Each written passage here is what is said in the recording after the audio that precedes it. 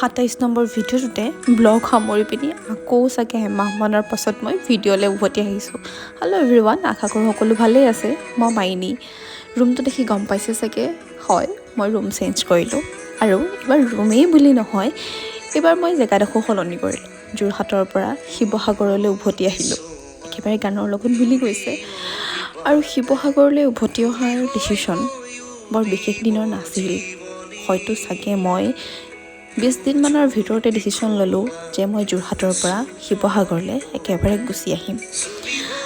অহাৰ আগমুহূৰ্তলৈকে ডিচিশ্যনটোক লৈ কনফিউজ হৈ আছিলোঁ। ঠিকে কৰিছোঁ নে ক'ৰবাত ভুল কৰিছোঁ নেকি। কিন্তু মোৰ জীৱনত এই ঘপককৈ লোৱা ডিচিশ্যনবোৰেহে শেষত গৈ পিনি ভাল কিবা এটা কৰে। বহুত দেৰি ভাবি লোৱা ডিচিশ্যনটোৱে মোক গৈ পিনি বিপদতহে পেলায়। আশা কৰোঁ এইটো ডিচিশ্যনেও মোক কিবা এটা ভাল কৰিব। আৰু এটা কথা, শিৱসাগৰলৈ মই এনেই উভতি অহা নাই। ইয়াৰ আঁৰত আৰু ঢেৰ কিবা কিবি আছে। যিহেতু ভিডিঅ' মই কণ্টিনিউ দিমেই, তো ভিডিঅ'তে ক'ম আৰু আজিলৈ আহিছোঁ। এতিয়া আপোনালোকৰ মৰমৰ মাইনী।